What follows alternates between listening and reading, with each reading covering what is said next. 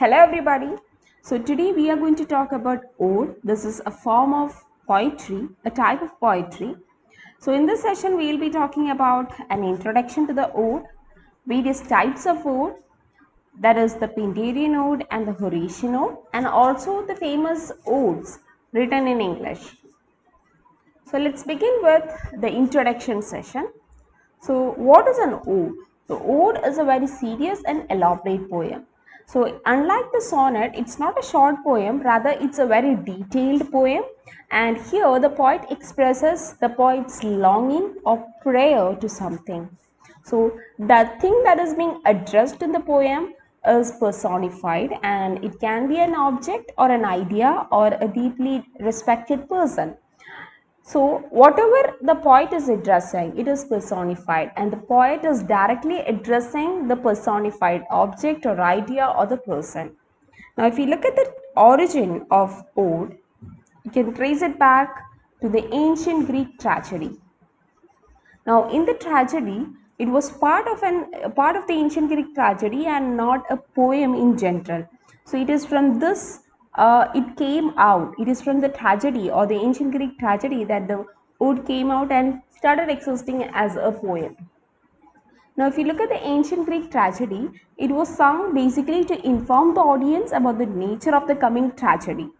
So, based on the position in which the ode is sang, it can be divided into two as paradox and stesima.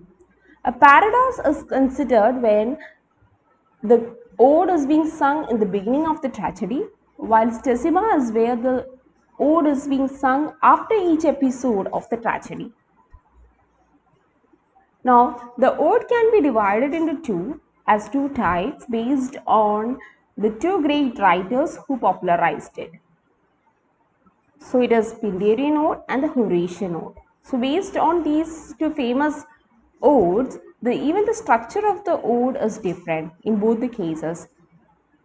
So, let's see about the Pindarian ode. So, the Pindarian ode, the father of this ode is Pindar, the great lyrical poet of the ancient Greece. And if you look at the structure of the poem, it has fixed stanza structure or pattern of writing. Now, the number of stanzas can vary according to the poet's will and wish, while the arrangement of the paragraph is always the same. It is arranged in three groups. Now, in the poem, there can be number of stanza, while always the three stanzas will be grouped as one. And this grouping is called triad. The first stanza in a triad is called strophe. The second stanza is called antistrophe, and the third one is called the epode. So, in an ode, there can be any number of stanzas, while three stanzas will be grouped as triad, and this will continue throughout that ode. The ode will contain various number of triads, and each triad will be having three stanzas. The first stanza is called a strophe, second one is called antistrophe, and the third one is called epode. So, as far as a tragedy is considered, a ode is sang either at the beginning or after each episode, and the ode is being sung by chorus. Now, to sing this ode, chorus is being divided into two as the first half and the second half, one half or the other half. So, to sing the strophe, one half of the chorus sings and it starts moving to one side of the stage. While to sing the other stanza, that is antistrophe, the chorus sings and moves to the other side of the stage. Now, the third stanza is being sung standing in between the two sides. So, this is the pattern of singing a ode in a tragedy, that is ancient Greek tragedy. Well, if you take the tragedy of the present day or the contemporary or the modern days, we find that no such ode is being part of a tragedy. Even if you take up the Shakespearean play, we don't find any kind of ode being present between the tragedy, while this was a format of writing in the ancient Greek tragedies. So one such example of this kind of ode, that is Pindarian ode, that follows the rules and regulations of the Pindarian ode, that is having triads and each triad being divided into strophe, antistrophe and epode, is Thomas Gray's Progress of Poesy and Bard. So these are the two famous Pindarian odes written in English. Now let's move towards the next type of ode, that is the Horatian ode. Now this type of an ode is named after the great Latin poet, namely Horace. It contains a number of stanzas with more or less metrical structure but without any division.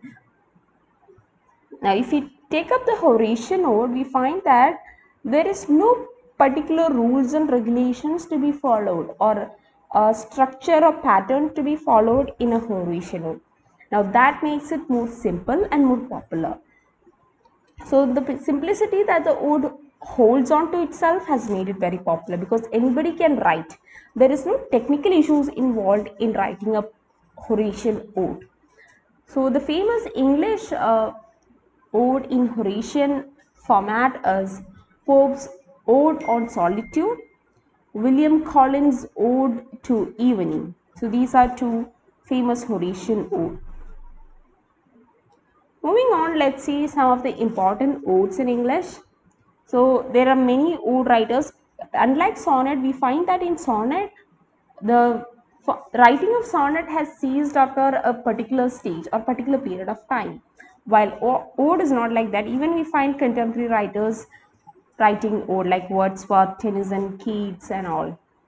So some of the famous ode are On the Nativity of Christ by Milton, Ode to Duty by Wordsworth, Ode to West Wind and Ode to Skylark written by Shelley, Dejection and Ode by S.T. Coleridge, Ode to a Nightingale, Ode on a Grecian Urn by Keats and Ode to Virgin by Tennyson. So these are some of the famous odes written in English language. That's all. Thank you.